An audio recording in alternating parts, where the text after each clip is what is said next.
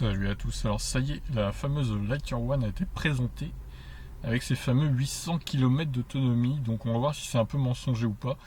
Déjà voici l'image de la voiture, donc elle est très longue hein, comme vous pouvez le voir, avec les roues voilées à l'arrière pour améliorer le coefficient de pénétration dans l'air du coup, pour gagner en aéro. Elle fait quand même 5,05 m. Avec des faux airs d'Audi A7 comme indique Automobile Propre. Ce coffre par contre incroyable, 780 litres quoi. Plus grand qu'un Renault Espace. C'est beau, c'est pas mal. La surface est importante et surtout l'opportunité d'installer 5 mètres carrés de panneaux solaires sur le toit et le capot. Ils peuvent aussi recharger 12 km/h en roulant. Et ça c'est pas mal. Même mouvoir la voiture en cas de panne de batterie. Alors on n'a pas d'infos sur la puissance des moteurs électriques, mais on sait qu'ils font 0 à 100 en 10 secondes. Donc a priori je dirais que c'est 150 chevaux. Vu que la voiture doit être assez lourde, il doit faire au moins 150 chevaux, hein, je pense. Alors la start-up hollandaise estime l'autonomie entre 500 à 800 km WLTP selon les conditions. Alors exemple à Rotterdam, Pays-Bas, 40% des 20 000 km annuels seraient parcourus via le solaire. Ce qui est déjà pas mal finalement. À Paris, une Lightyear pourrait parcourir 36 km par jour au solaire en été. Mais seulement 8 km par jour en hiver. Ouais, forcément l'hiver, bon. Enfin bon, 8 km par jour, c'est pas si mal déjà. À Marseille par contre, ça passerait 52 km l'été et 16 km l'hiver. Ce qui sera encore mieux du coup. Évidemment, plus on habite au sud, plus on va pouvoir rouler avec cette voiture au solaire. Ils ont même fait apparemment sur leur site un petit comparatif entre les villes. Vous indiquez votre ville en gros et vous pouvez voir. Bah tiens, je vais essayer avec ma ville moi. Alors où est-ce que c'est leur truc là? Ouais, je la trouve assez jolie moi personnellement. Et Rotterdam, Néerlande, voilà. Mais j'habite pas à Rotterdam, je m'en fous.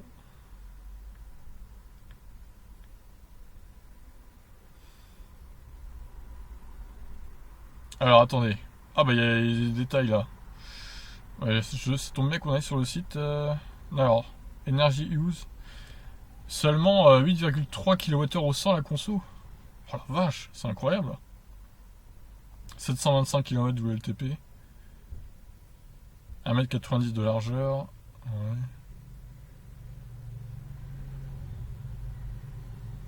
Solar 12 km/h. 3,7.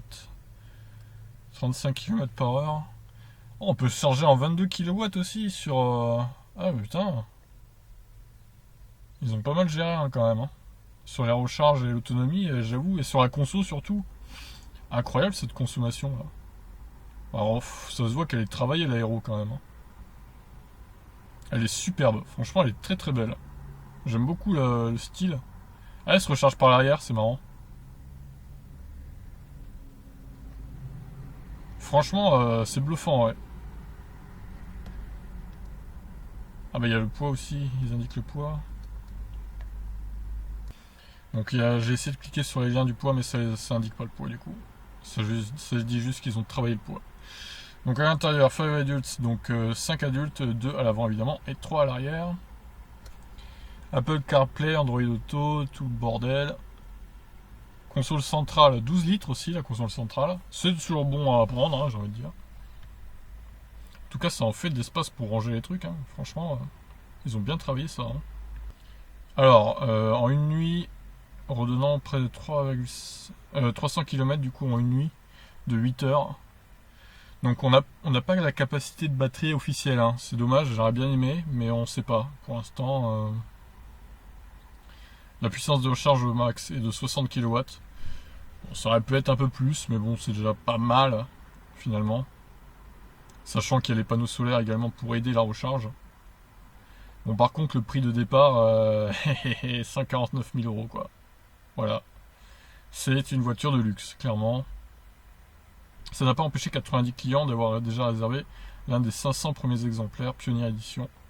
La location étant facturée 1879 € par mois. Waouh! Ah putain, à ce prix-là, faut les rentabiliser. Hein. Oh. Mais c'est vrai qu'elle est super belle. Franchement, on va découvrir un peu les photos là. Elle est juste magnifique l'aéro et tout. Franchement, bravo à eux quoi, parce que bon évidemment c'est le prix qui pêche, mais bon. Putain, et l'espace qu'il y a à l'intérieur, c'est bluffant aussi quoi. Ok, bon, ouais, c'est un peu le prix qui pêche. Après, est-ce il va pouvoir descendre en fonction du nombre de ventes qui vont se faire? Je sais pas. C'est vrai qu'elle est bourrée de technologie aussi, donc. Alors, voyons les commentaires. Il faut m'expliquer comment on passe de 12 km par heure en roulant, soit au moins 120 km par jour. Oui, ça, c'est vrai que c'est bizarre.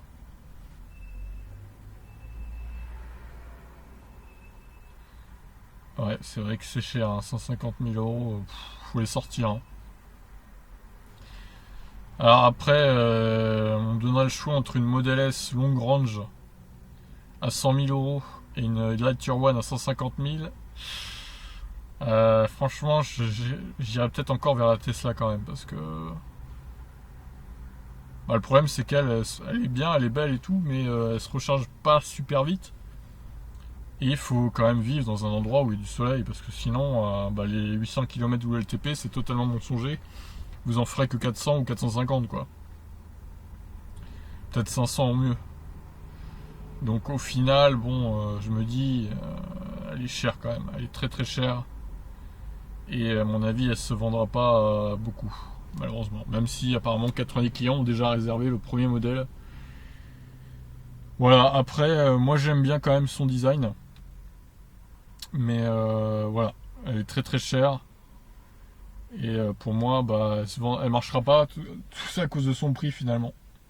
C'est triste à dire, mais après, voilà, l'idée est bonne sinon. Mais bon, elle est trop trop chère malheureusement quoi. Bon, sur ce, dommage qu'on ne sache pas la capa de la batterie réelle, ni la puissance du moteur. Bon, on peut estimer à 150 km, 150 chevaux, pardon, le moteur, je pense. Concernant la batterie, je ne saurais pas trop dire. Peut-être 60 kWh de batterie, du coup. Vu qu'ils disent entre 500 et 800 km de WLTP. Vu qu'elle a une aéro hyper stylée, donc ouais, peut-être 60 kWh de batterie, je pense. Bon sur ce, n'hésitez pas à réagir sur cette voiture du futur. Elle est belle, mais elle est très chère, dommage. C'est la déception. Sur ce, je vous laisse. Ciao.